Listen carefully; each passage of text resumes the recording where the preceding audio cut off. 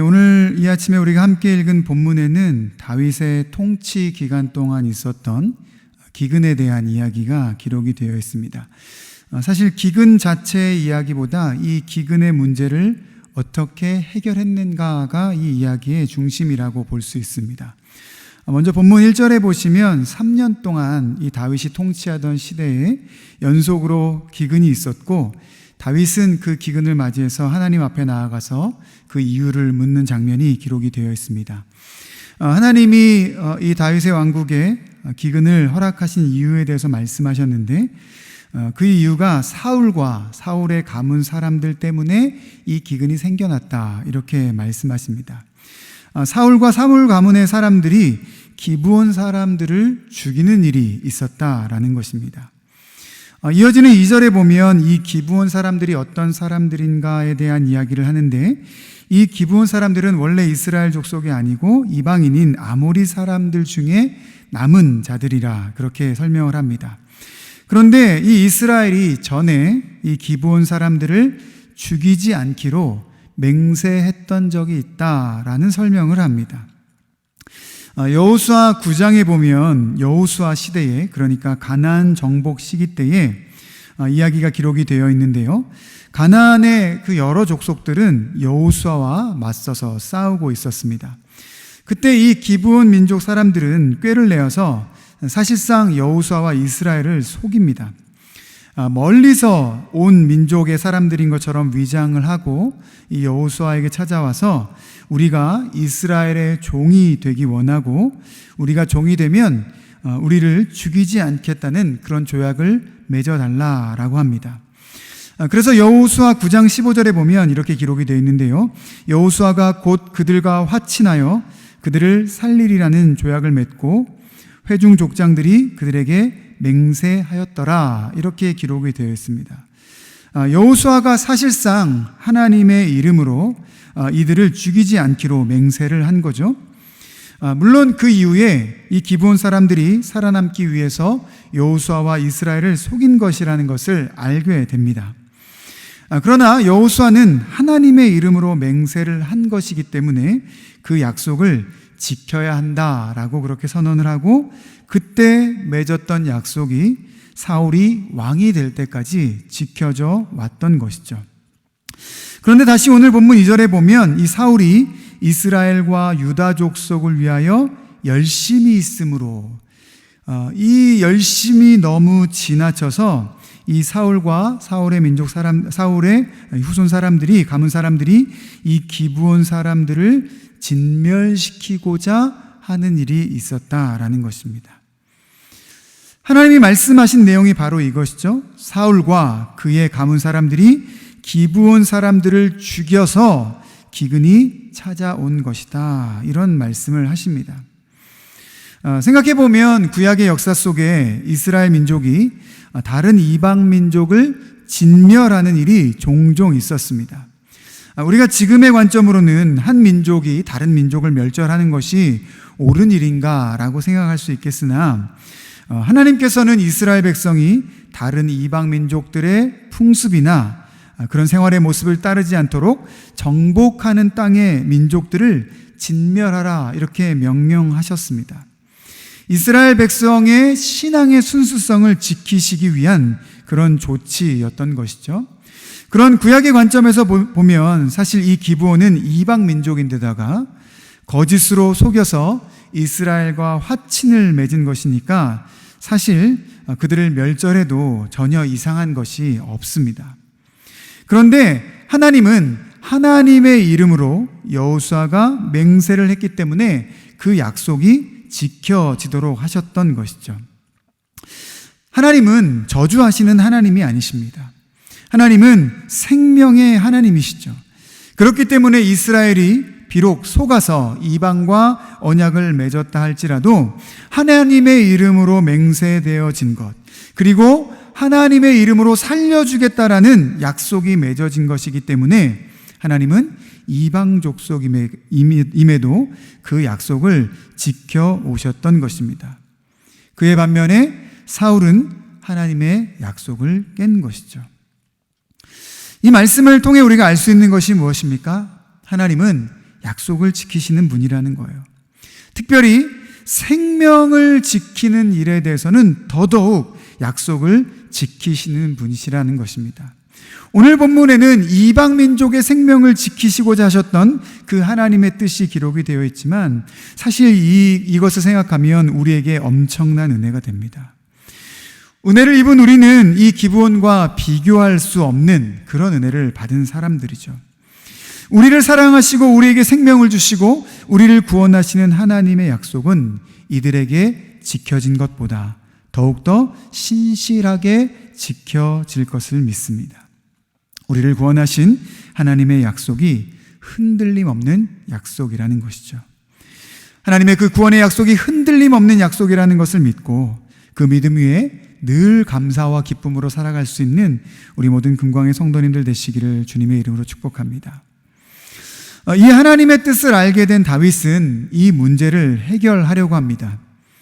그래서 기브온 사람들에게 어떻게 우리가 속죄할 수 있겠느냐 이렇게 묻고, 기브온 사람들은 자신들을 멸절하려고 했던 사울 가문의 사람들 중 자손 7을 내어달라라고 합니다.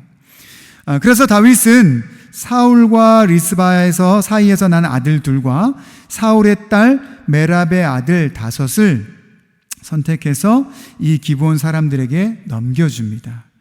그리고 이 7 자손을 넘겨받은 기브온 사람들은 이들을 처형합니다. 물론 이 방법을 곰곰이 생각해 보면 이 다윗의 해결의 방법이 이렇게 하는 것이 맞나 하는 생각이 들 수 있습니다. 지금의 생각으로는 참 이해하기 어려운 해결 방법이죠. 하나님께서 죄를 미워하셨기 때문에 이렇게 한 것일까? 그렇다고 하나님이 한 사람이 지은 죄를 그 자자손손이 대대손손 죄값을 치르게 하시는 분은 아니신데 하나님 왜 이렇게 하셨을까? 그런 생각이 듭니다. 물론 성경에 보면 하나님께서 몇몇의 경우 그리고 중대한 죄악에 대해서는 이렇게 한 사람의 죄가 대대손손 죄값을 치르는 경우들이 있었습니다. 특히 왕과 같이 다른 사람들에게 모범이 되어져야 되고 다른 사람들 앞에 서야 하는 사람들이 잘못된 일을 행했을 때는 그의 자손들에게 형벌이 주어지기도 했습니다. 사실 이러한 일은 하나님이 그 사람들, 자손들을 미워하시는 것이 아니라 죄가 그만큼 멀리 해야 될 것이라는 것을 경고하시는 것이죠. 대표가 되는 왕, 그리고 그 행한 죄가 중대한 것일 때 그러하셨던 것을 보면 죄라는 것을 멀리해야 한다라는 것을 가르치시기 위해서 하나님은 그런 방법을 사용하셨던 것입니다. 그러나 이런 하나님의 징계의 방법은 보편적인 것은 아닙니다. 그래서 우리가 너무 걱정하지 말아야 할 것은 내가 지은 죄 때문에 나의 후손들이 벌을 받을까? 이런 걱정은 하지 않아도 됩니다. 반대로 우리가 이러한 원리를 다른 사람에게 적용하지도 말아야 됩니다.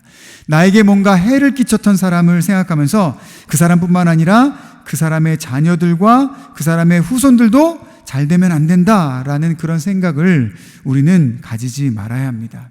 하나님은 그렇게 징계하시고 대대손손 벌을 주시는 그런 하나님이 아니시기 때문입니다.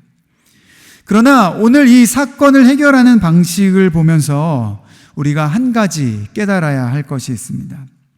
그것은 바로 우리가 누군가에게 악한 행동을 하면 그 악한 행동이 자꾸 악한 열매를 맺게 된다는 것입니다.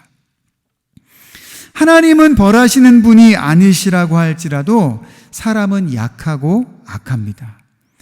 해를 받으면 그 받은 해를 되갚아주고자 하는 어리석음과 악한 모습이 사람에게 있습니다.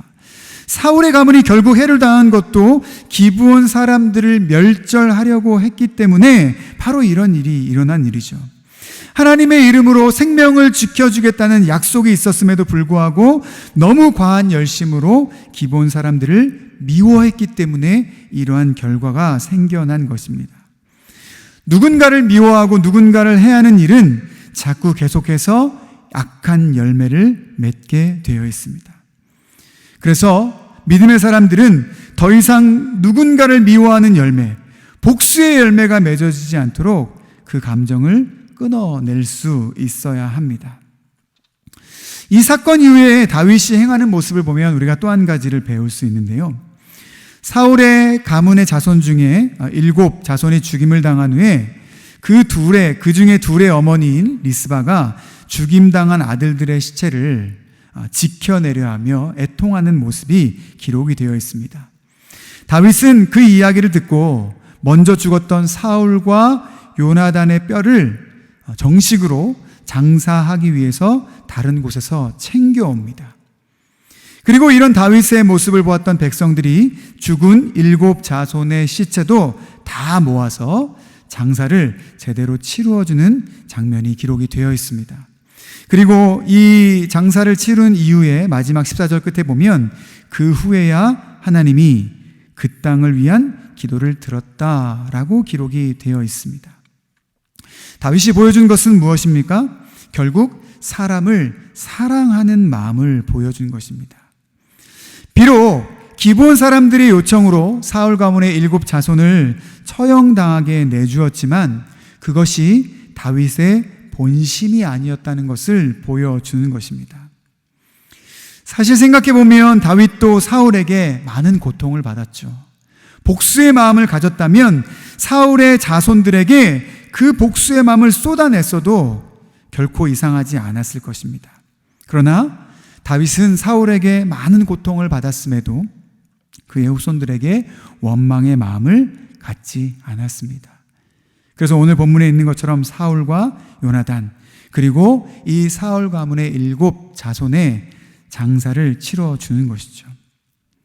사울은 누군가를 미워하는 일을 해서 그 미움이 미움을 낳는 일을 결과를 만들었지만 복수가 복수를 낳는 결과를 만들었지만 다윗은 미움을 끊는 일을 했습니다.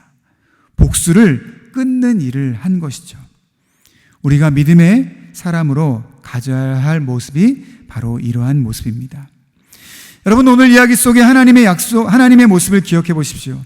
하나님은 약속을 기억하시며 생명을 지켜주려 하셨던 분이십니다. 그 대상이 이방인이라 할지라도.